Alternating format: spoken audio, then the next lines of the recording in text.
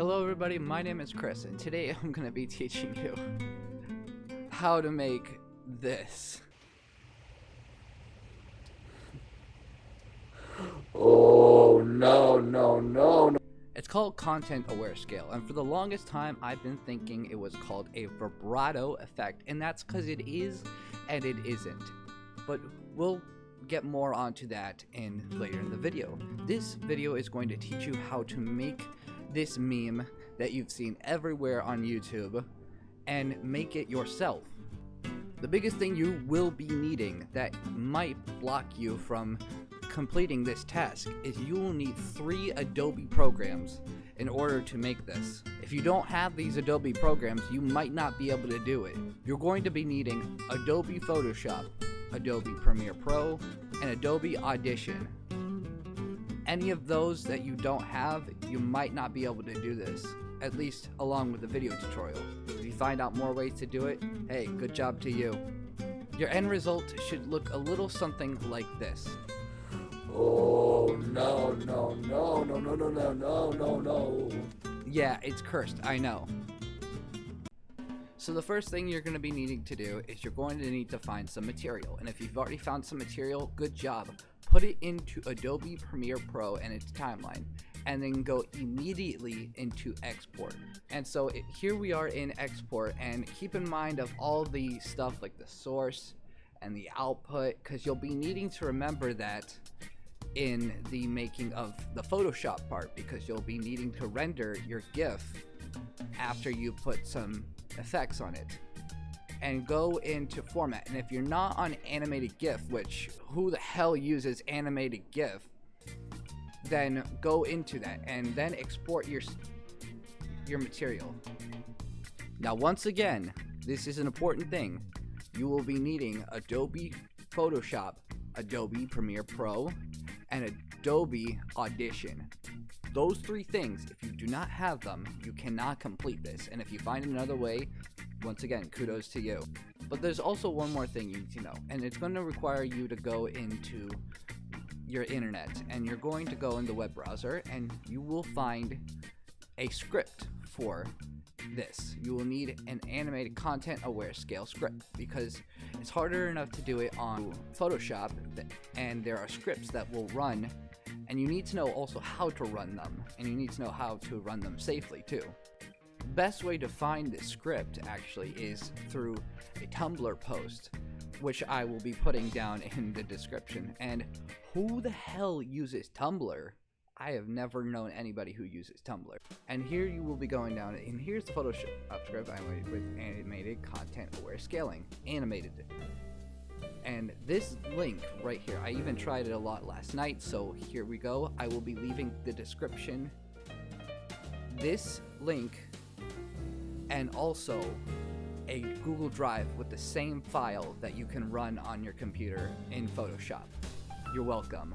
It'll be there, it'll never be deleted. So you can go down in the link in the description for both the Drive, which is a safe download guaranteed from me, and the Tumblr if you want to directly download it from the website itself. It's going to be a hard one. It took me a lot of things to do, such as downloading the link and saving it on files, and then it worked, which I don't know how the hell that worked, and even then I just used the Wayback Machine.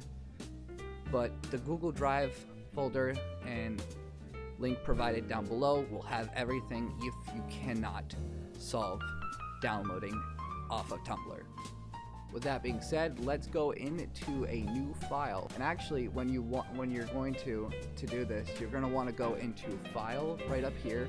You're going to want to go into Open, and you're going to want to find your project. So you're going to want to go into your Adobe install location, so wherever you put everything that is Adobe, or wherever your projects go, wherever you export things, you're going to want to go into there, and you're going to want to go and find your GIF. It always has to be a GIF. It cannot be a video or any sort of file that is not a GIF.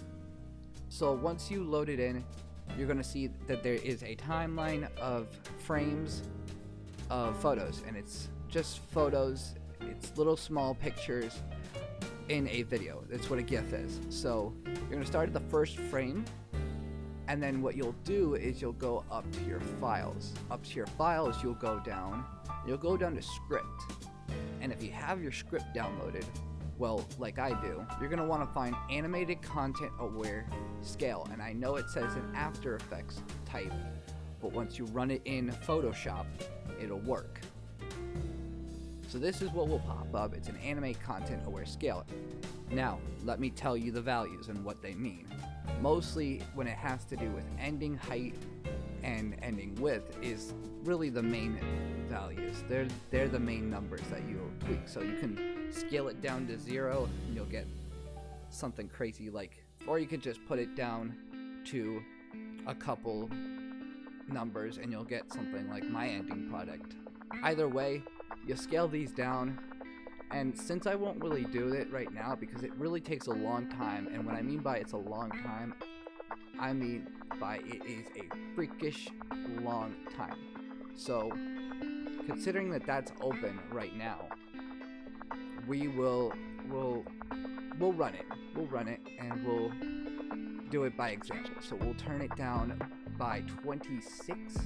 The numbers don't really matter. You can put down by any number and it'll still have the very dramatic effect.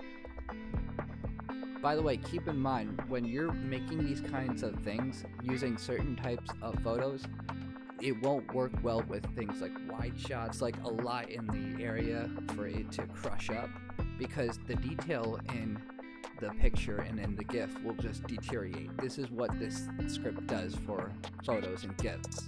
It'll deteriorate everything. You'll want to use is really close-up subjects and close-up shots and close-up videos, content like that.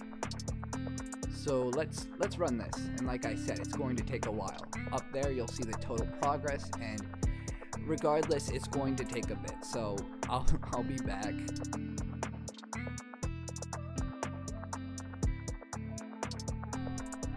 So after what seemed like ages, if you're already done now, you should have a ending result looking like this.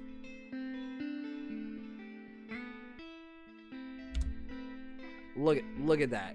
Look at that. We did it.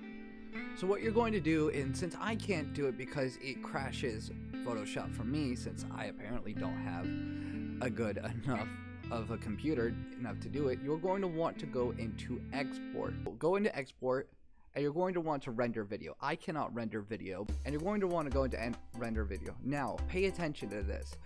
Our quality does not matter. When you render a video, it does not matter. You're going to want to render into a video.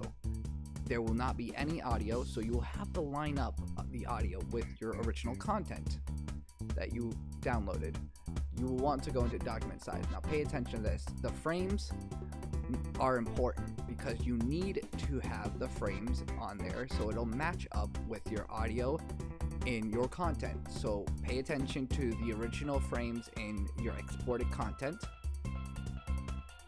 and then export it. Now since I cannot render these because it'll crash Photoshop for me, I'm just going to do it the way that I would do it. But I assure you that once you render a video or the GIF, that it will work, and you have to line up the frames per second or else it will not match up. Now you can see above me, I took matters into my own hands. I actually used OBS to make the video, and I scaled everything down to fit the size of the screen. So you'll have your original content right over here, and let's go over and look at that. So you'll have your original content over here. Now let's zero out everything and let's mute the edited audio because we'll get to that in a bit. This is my original content, and so right over here, because I already put in the audio, but what I will do is I will explain how to get that edited audio. But this is the original content. So over the original content is the MP4 of the GIF. So it's my screen recording of the GIF, since I couldn't render the video. If you do render the video, it'll be a breeze. Then don't acknowledge this. Make sure it lines up to your original content's audio, and you'll be good to go with the next step. What I'm going to do is I'll put my stunning MOV in here.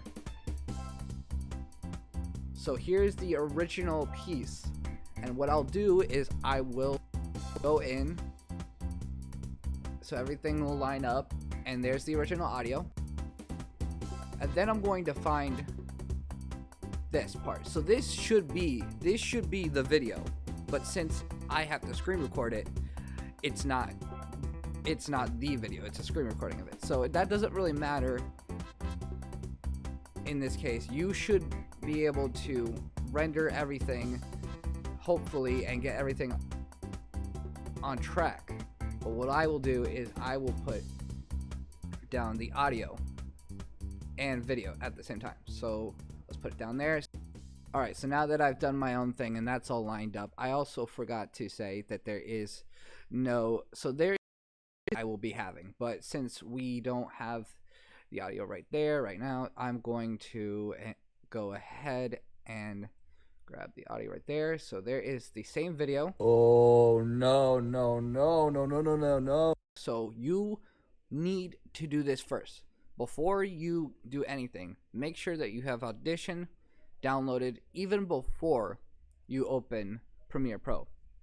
And why do I say that? Because Audition will be grayed out over here in the edit clip in Audition.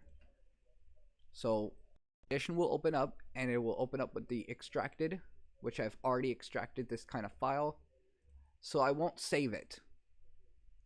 But what I will do is show you the process effect for the voice and the noise and everything else that makes this thing cursed as hell. So what you're going to need to do is go into modulation, and it's going to be a flanger, which I know a lot about through music production. I don't think I've ever used it.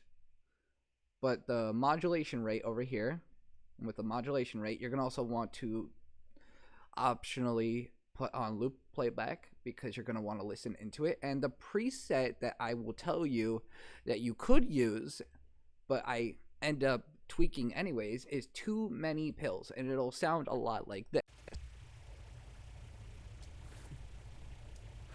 Oh no.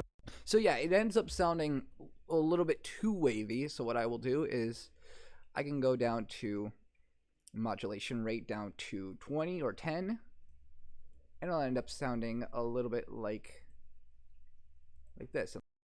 Oh no.